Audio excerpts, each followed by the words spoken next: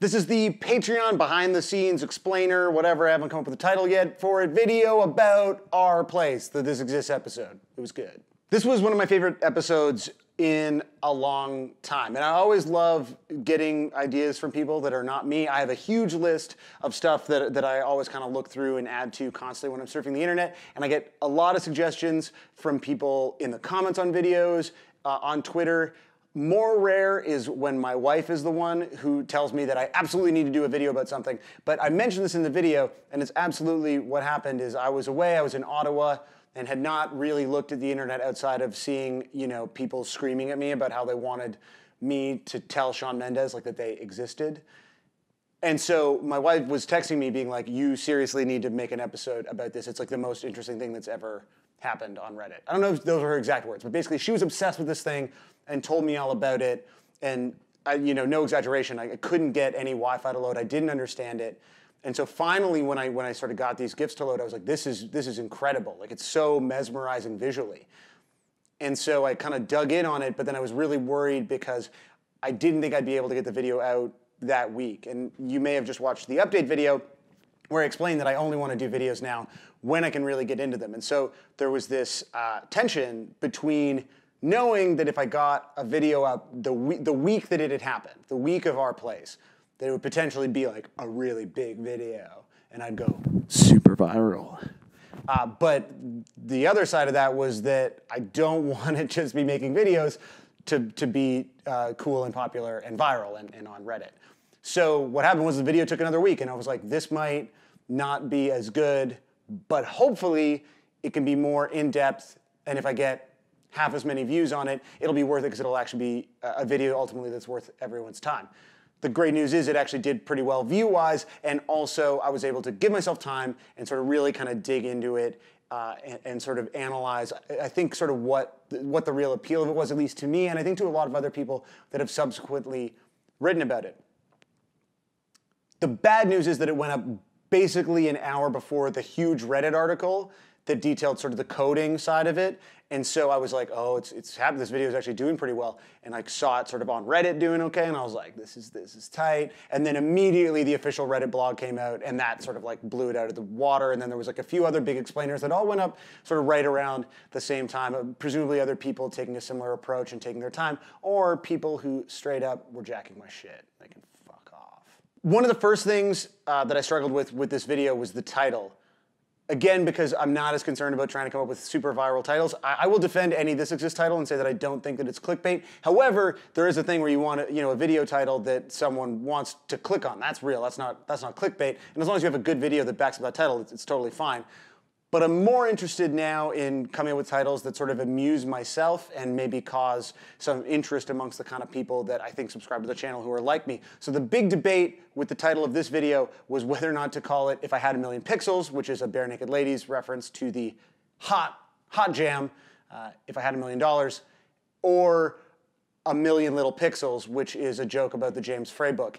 And what I ultimately decided is that while the Barenaked Ladies are ultimately still relevant, and presumably a lot of you have been to a mall in the last decade and heard If I Had $1 Million while you were trying on pants, I don't know that everyone has still read A Million Little Pieces, which is an excellent novel and well worth your time, but I don't know if this is much a part of the sort of cultural conversation as the Barenaked Ladies are, unfortunately. The other big question was how to create energy in the episode with a lot of things that were silent. So, This Exists episode, in my opinion, are at their best and their most interesting when you have really exciting, sort of goofy, big sound ups. The recent Malt Liquor episode, which has the great, cult ads featuring Lando, those are tight, but this was a lot of nothing. So it was actually kind of fun to play with the audio to see what made sense to sort of bring those clips to life. So early on in the episode, what you're hearing is a lot of the standard This Exists background music, which was created along with the intro and a lot of other stuff that I've done by a friend of the show, generally delightful man, in a band with me, Aaron Zorgel. And so that's sort of the beginning, where it's just sort of we're getting into the explainer. So every time the sound ups come up, you hear that sort of boom, bang, This Exists-y backgroundy jam. And then as we get sort of further in, I really kind of tried to play with it and sort of have it pop a little more, so the energy improves. My mom is calling me. 1 second. Hello? Hey,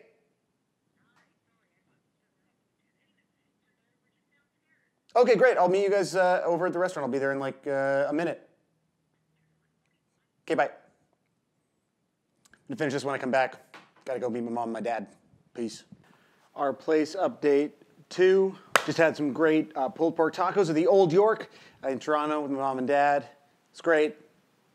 Back at it. Seleko commented on YouTube that this was not technically the first Reddit April Fool's Day prank. So in 2003, there was something called the war between Orange Red and Periwinkle. And I'll be honest, I still don't understand it. I read a little bit about it before writing this episode. I've read about it after a few people commented that I had kind of ignored its existence. And it was a failure of an April Fool's Day prank. If you ask people who are hardcore Redditors who were involved, they can't even really explain it to you outside of some series of inside jokes about hats and Team Fortress 2.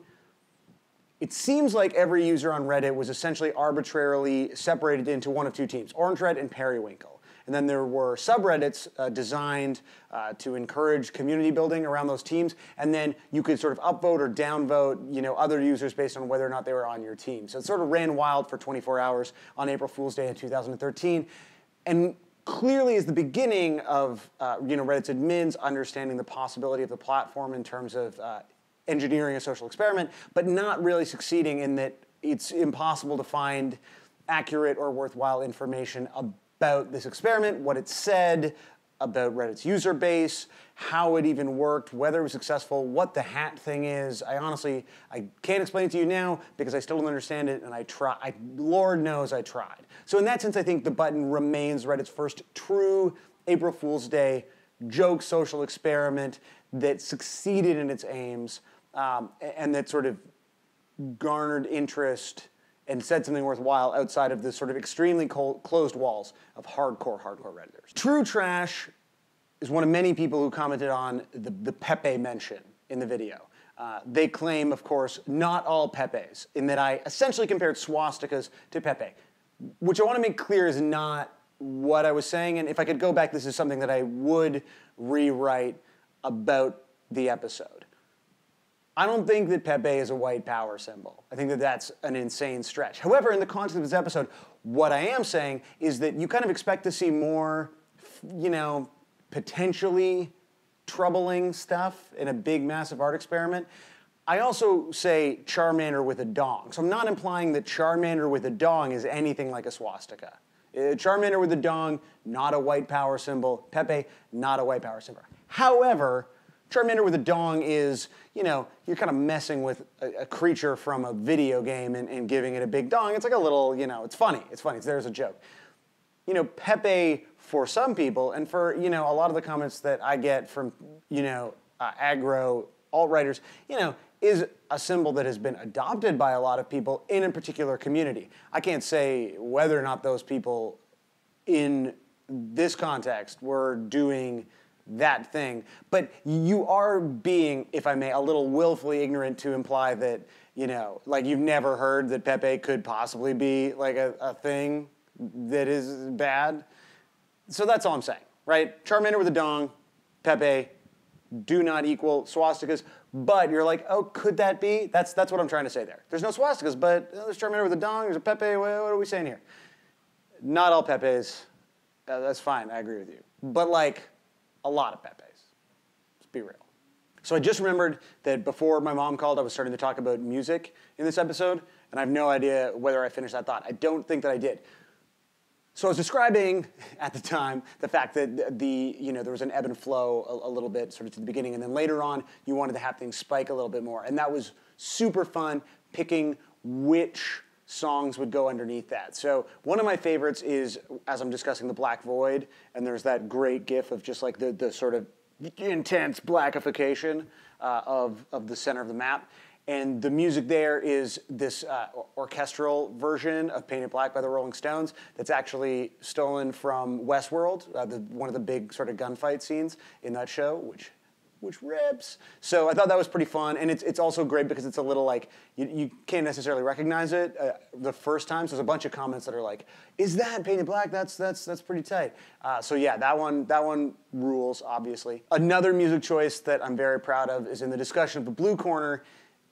There's an 8-bit version of Blue by Eiffel 65 playing, but it's not the chorus. It's not the like, I'm blue, and it's blue windows. So anyway, that one's tight. And then the 8-bit version of the US national anthem, of course, also rips. And that was sort of a fun thing to be able to play with in this episode. And that's a little bit more about the process and some of the comments that came out of our place. And so I really want these videos to be an opportunity to have a more in-depth conversation with the people who I think, you know, are most enthusiastic about the show, which is those of you who choose to support it on Patreon. I want to say thank you so much for bothering to spend money to let me yell at you about Reddit and like Scientology jazz. And please make sure to let me know what you like or don't like about these videos, because these 100% exist to try to deepen the conversation that we get to have about each of these subjects. So leave comments, tweet at me, let me know what's up, and we can do this thing.